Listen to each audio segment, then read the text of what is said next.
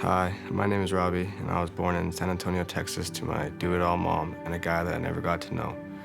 He was in and out of jail, stuck on drugs, and would disappear for days at a time. So from day one, it's always just been my mom and I. We ended up moving away from it all to Winnipeg to be with family, where we lived happily for the next 10 or so years.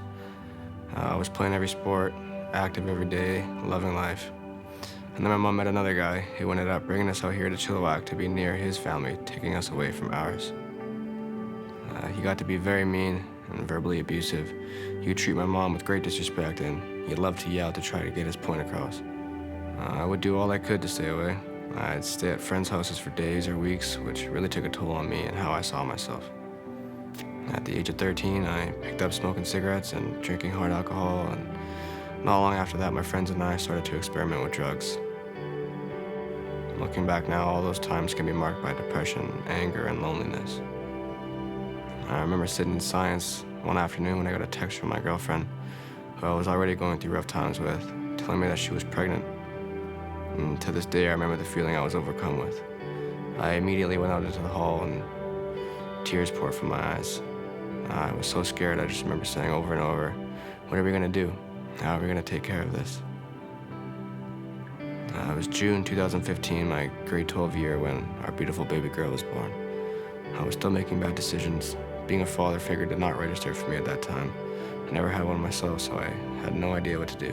I avoided the situation and remained stuck in my ways, which led to her mother and I splitting up. One of the darkest moments of my life happened leaving a bar one night. One of my good friends was performing live music, and I planned on only having a couple of drinks. I ended up with drugs in my system, far out of my mind. The next thing I remember is waking up on a concrete box to a waffle being handed through one of those rectangular slots on the metal jail doors. When my door finally opened, I asked the guard why I was in a cell, and the two of them looked at each other in utter disbelief. I remember one of them, with a small grin, saying, "You really don't remember?" They let me know that once I got kicked out of the bar, I became aggressive, which led to the police being called, and then I ran and ran and ran for about 8 kilometers through fields, prickle bushes, and whatever else, until I ended up on a bridge going over Highway 1. The police blocked the bridge off, and I was yelling, threatening to jump if they didn't let me leave. It led to a fight that ended up saving my life. All those years, I think I knew God existed, but I never came to realize how God works. I was so caught up in my own version of hell. It wasn't long after that night that I found the strength to remove myself entirely from the people I was around. I stopped doing drugs, I slowly stopped drinking, and then last year, I finally was able to quit smoking cigarettes. I know now that that strength was from God. It was like a switch flipped, like God had flipped it himself. I saw it clearly, I knew what I needed to do, and I put my life back on track. After 6 years of being apart through the process of co-parenting Aaliyah, her mother Shaylin and I got back together, and we became a family again. One day at the gym, I ended up running into Pastor Mike. I don't remember exactly how our conversation went, but he invited me to the south side and said I was welcome there whenever. I had thought about going to church before, but this was my first invite. I started watching online, and it wasn't long after that I heard about a worship night happening at Southside. When I thought about it, I felt like I was supposed to go, but I was more than nervous. On my self-improvement journey, I began to read a lot, and one quote in particular rang in my head. The quote said, "When it feels scary to jump in, that is exactly when you jump. Otherwise, you end up staying in the same spot." So I took a leap of faith, I listened, and I went. I remember pulling into the parking lot, butterflies, sweating, contemplating turning around. I couldn't believe what I was doing. Those words kept ringing in my head. Jump. So I got out of the car, and I just remember walking up to the building, almost feeling the energy inside. Slowly, the nerves started to ease, and by the time I got to the door, it started to feel so right. I made my way to the top of the riser so I could take it all in by myself. When the music started, I remember a feeling come over me like I've only ever felt one time in my whole life.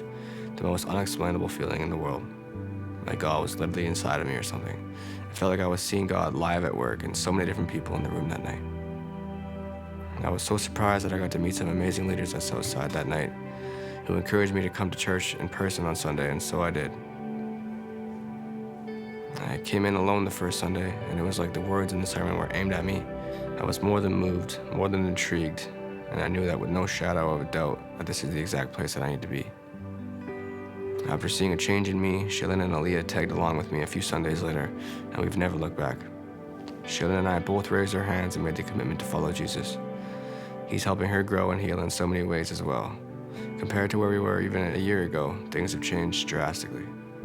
The depression, anger, resentment no longer feel like they're lingering, and all that negative energy has essentially vanished. I heard Pastor Mike talking about next steps at church, and I decided to step out of my comfort zone and join one of the small groups. It's crazy. Whenever we're at Southside, it's hard leaving the building. We just love being here. So it's pretty cool to go back on a weeknight and meet with genuine, like-minded guys who are committed to the same journey.